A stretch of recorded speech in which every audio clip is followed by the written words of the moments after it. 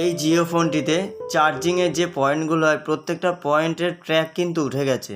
তো আমরা দেখব এই ভিডিওটার মধ্যে থেকে যে এই ট্র্যাকগুলো আমি বানাতে পারি কিনা আর শেষ পর্যন্ত এই ফোনটির চার্জ নেয় কিনা। তো চলুন দেখা যাক।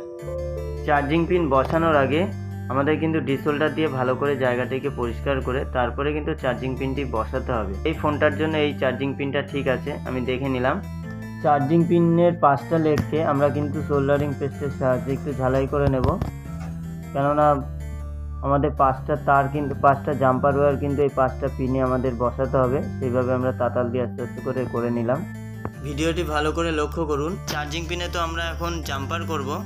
চার্জিং পিনটা জাম্পার করার সময় যেন না নড়ে যায় সেই কারণে কিন্তু আমি বোথ সাইড টেপ ইউজ করলাম। প্রত্যেকটা জাম্পার ওয়্যার লাগানোর সময় চার্জিং পিনটি কিন্তু বিন্দুমাত্র নড়ছে না। তো এটা কিন্তু ভালো ট্রিক হতে পারে, আপনারা কাজে লাগাতে পারেন। তো আমরা এক এক করে কিন্তু 5টা জাম্পার ওয়্যারই কিন্তু লাগিয়ে নিলাম চার্জিং পিনে। ব্যাস 5টা তারই কিন্তু আমাদের সোল্ডার করা হয়ে গেছে। এবার আস্তে আস্তে বোথ সাইড টেপ থেকে কিন্তু আমরা পিনটাকে তুলে নেব। তুলে বোর্ডে কিভাবে ইনস্টল করছি সেটা কিন্তু ভালো করে লক্ষ্য করবেন। এই জায়গাটা কিন্তু খুব গুরুত্বপূর্ণ। 5টা পিন একটু উল্টোপাল্টা হলে কিন্তু যে জাম্পার ওয়্যার রয়েছে সেটা কিন্তু জ্বলে যেতে পারে। আপনাদের আরেকটু ক্লিয়ার করে দিচ্ছি, আমি 5টা জাম্পার ওয়্যার টানলাম চার্জিং পিনে।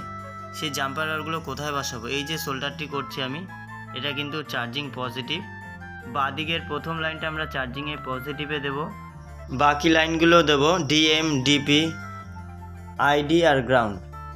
এই 5টা কানেকশানে কিন্তু আমরা জুড়ে দেবো। তবে এতে তো আইডি লাইন হয় না কিপ্যাড ফোনে, সেক্ষেত্রে আমরা চার্জিং পজিটিভে, একটা ডি প্লাসে, একটা ডি মাইনাসে, একটা গ্রাউন্ডে 4টি লাইনে টানবে। একটা লাইন সাধারণত এতে টানতে হয় না।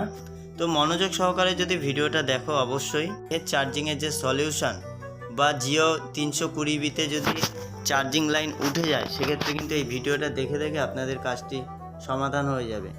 তো খুব মনোযোগ সহকারে ভিডিওটা দেখে দেখে আপনারা কাজ করবেন। কোনো ফোনে যদি এরকম ফয়েল উঠে যায় আর 5টা লাইনই যদি জাম্পার করতে হয় সেক্ষেত্রে আমরা চার্জিং কানেক্টরের সাথে যে 5টা লাইন জাম্পার করেছি সেগুলো কিন্তু ইউভি গাম দিয়ে আমরা একটু ইউভি লাইট দিয়ে এটাকে হিট দিয়ে শক্ত করে নেব। চার্জিং পিন বসানোর জায়গায় যে দুটো লেগ রয়েছে, লেগ দুটো ভালো করে পরিষ্কার করে আমরা চার্জিং পিনটি কিন্তু ভালো করে ঝালাই মেরে দেব। চার্জার ঢুকানোর পরে যেন চার্জিং পিনটি কোনোভাবে উঠে না যায়, সেক্ষেত্রে কিন্তু ভালোভাবে পরিষ্কার করে আমাদের ঝালাইটা মারতে হবে। ব্যাস আমাদের কাজ কিন্তু কমপ্লিট। চার্জিং কেবিল লাগিয়ে দেখে নেব আমরা চার্জটি হচ্ছে কিনা।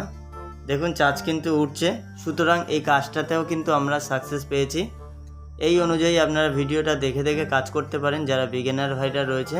তো তারপরেও কিন্তু আমাদের একটু কাজ বাকি রয়ে গেল। ইউভি যে গাম রয়েছে সেই গামটা কিন্তু আমরা চার্জিং পিনের সাথে বোর্ডের সাথে ভালো করে লাগিয়ে দেব এবং লাগানোর পরে কিন্তু ইউভি লাইটটা মেরে দেব। এতে চার্জিং পিনটি বোর্ডের সাথে কামড়ে ধরে থাকবে আর চার্জার যখন কাস্টমার ঢোকাবে তখন কিন্তু চট করে ভেঙেও যাবে না।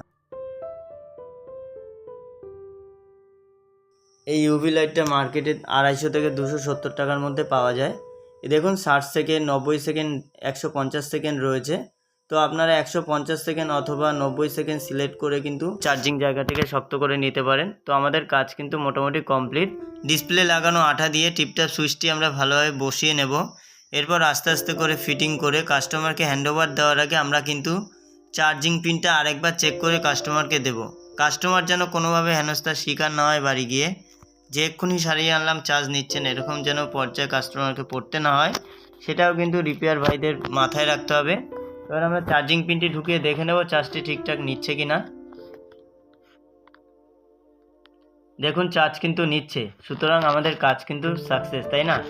তো এই ছিল কিন্তু আজকের ভিডিওটা দেখে যদি বিন্দুমাত্র ভালো লাগে তো রিপেয়ার মাই ফোন 007 এর পাশে থাকার আহ্বান জানাচ্ছি। নমস্কার।